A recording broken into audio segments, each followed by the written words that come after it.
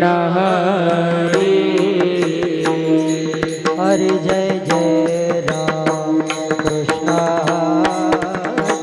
हरे जय जय राम कृष्ण हरे हरे जय जय राम कृष्ण हरे जय जय राम कृष्ण हरे हरे जय राम कृष्ण हरे जय जय राम कृष्ण हरे जय जय राम कृष्ण हरे जय जय राम कृष्ण जय जय राम कृष्ण हरे जय जय राम कृष्ण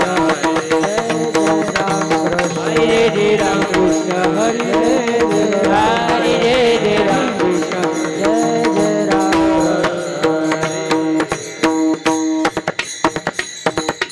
रूप पाहता लोचनी सुख झाले हो चालणे तो हा विठ्ठल बरवा तो हा माधव बरवा तो हा माधव बरवा तो हा माधव रूप पाहता लोचनी सुख झाले हो साजनी तुहा विठ्ठल बरवा तुहा माधव बरवा तुहा माधव बरवा बरवा माधव बरवा हे रूप पाहता लोचनी सुख झाले हो चालणे तो हा विठ्ठल बरवा तो हा माधव बरवा तो हा माधव बरवा तो हा माधव बरवा रूप पाहता लोचनी सुख झाले हो साजनी तुहा विठ्ठल बरवा तुहा माधव बरवा तुहा माधव बरवा तुहा माधव बरवा हे बहुत सुकृपाची जोडी म्हणून विठ्ठली आवडी तुहा विठ्ठल बरवा तुहा माधव बरवा तुहा माधव बरवा तुहा माधव बरवा बहुत सुखाची जोडी म्हणून विठ्ठली आवडी तुहा विठ्ठल बरवा तुहा माधव बरवा तुहा माधव बरवा तुहा माधव बरवा सर्व सुखाचे आवर वापर कुमार देवी वर हाते सर्व सुखाचे आवर वापर कुमार देवी वर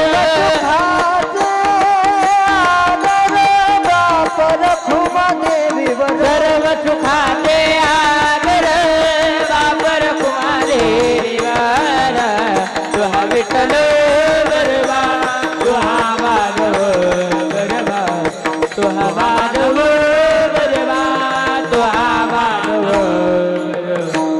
बरवा सर्व आगल बापर खुमा देवी वर तुहा विठ्ठल बरवा तुहा माधव बरवा तुहा माधव बरवा तुहा माधव हे सर्व सुखाचे आवर वापर कुमारे बापर खुमा देवी सर्व सुखाचे आवर वापर कुमारे वर सर्व सुखाचे बापर खुमा देवी सर्व सुखाचे आवर वापर कुमारे वर तुहा विठ्ठल बरवा तुहा माधव बरवा तुहा माधव बरवा तुहा माधव बरवा सर्व सुखाचे आगर बाबर खुमा देवी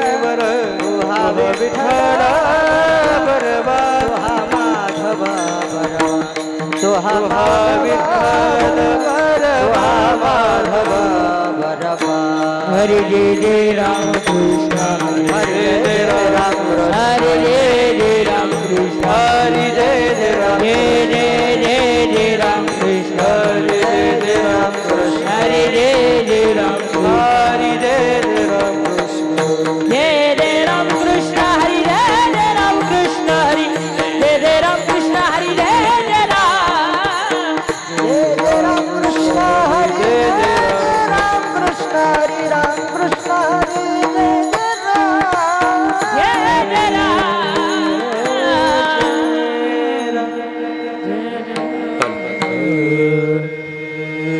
ब्रीदजाचे जगदारी ब्रीदजाचे जगदारी हृदयाची जगदानी ब्रीदजाचे जगदारी तुझी मनी स्मरावा तुझी मनी स्मरावा तुझी मनी स्मरावा तुझी मनी स्मरावा तुझी मनी स्मरावा तुझी मनी स्मरावा हृदयाची जगदानी ब्रीदजाचे जगदानी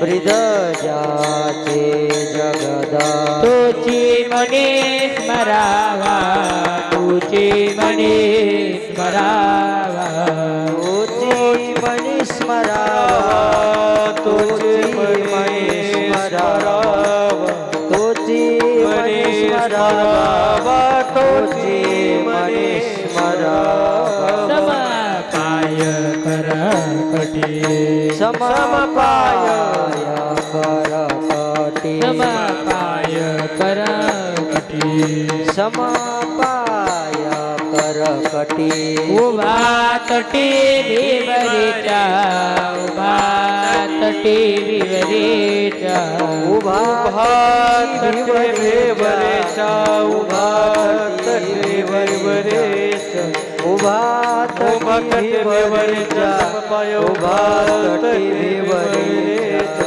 पाहिलिया विधनावी पाहिलिया वेदनावी पाहिलिया विधनावी पाहिलिया वेदना पैसे जीवे जडोनी पैसे जीवे जडोनी पैसे जीवे जडोने पैसे जीवे जडोने पैसे जीवे जडोने पाहिले पैसे जीवे जडोने समपाय कर कटी समपाय करकटी समपाय कर कटी समपाय करकटी उभा तटी विवरेच्या उभा तटी विवरेच्या उभा तटे भेवरेच्या उभा तटे भेवरेच्या उभा तटी भिवरेच्या उभा तटी भिवरेच्या तुका म्हणे भक्ती साधा तुका म्हणे भक्ती साधा तुका म्हणे भक्तीला धावेला दानवला हे धावेला दानवला हे यावेला जाणवला हे जाणवला हे यावेला जाणवला हे यावेला जाणवला तुकामध्ये भक्ती काजा म्हणे भक्ती तुकामध्ये भक्ती काजा तुका म्हणे भक्ती धावीला दानवला हे धावीला दानवला हे यावेला जाणवला हे जाणवला हे यावेला जाणवला हे जाणवला हे पाय कर कठी पाय करा पाय कर कठी सब पाय कर कटी भिवरी जाऊ कटी भिवरी जाऊ कटे विवरे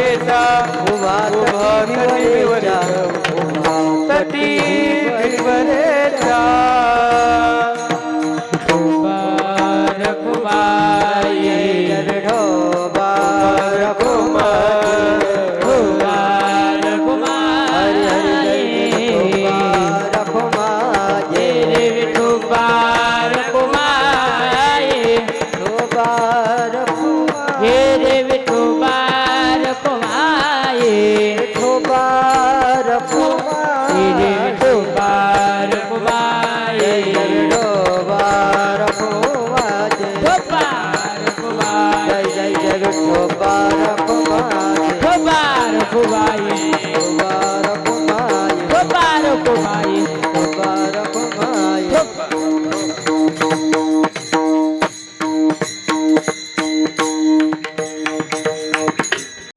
जाचे जगदानी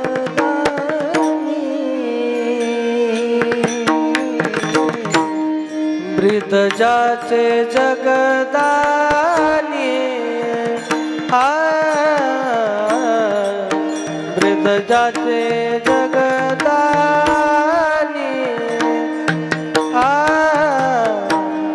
ब्रीद जाचे जगदानी ब्रीद जाचे जगदानी ब्रीद जाचे जगदानी ब्रीद जाचे जगदानी ब्रीद जाचे जगदानी तुझे मने स्मरावा तुझे मने स्मरावा स्मरावा समपाय कर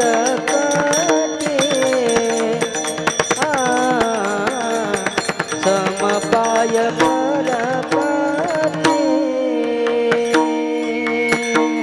तोची मनी स्मरावा तोचे मनी स्मरावा तोचे मनी स्मरावा तोचे मनी हे तोची मनी मनी स्मरावा तोची मनी हे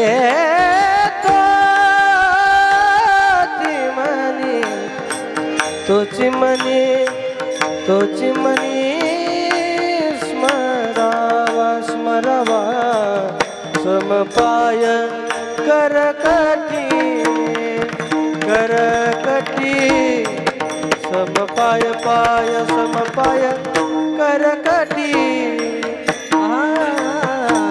ब्रीद जाचे जगदानी ब्रीद जाचे जगदानी ब्रीद जाचे जगदानी ब्रीद जाचे जगदानी ब्रीद जाचे जगदानी ब्रीद जाचे जगदानी तोचे मने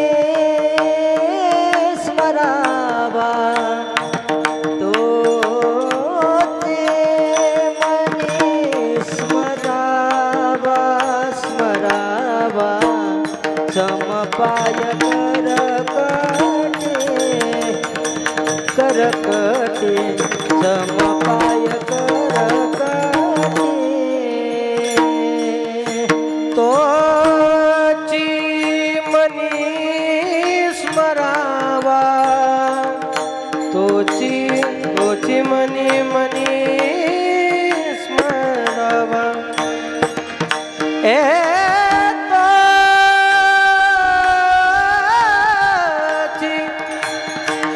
तोची मनी स्मरावा तोची तोची मनी तोची मनी तोची मनी स्मरावा स्मरावा ब्रीद जाचे समपाय करकटी करकटी समपाय समपाय समपाय करकटी उभा तटे भिवरेच्या उभा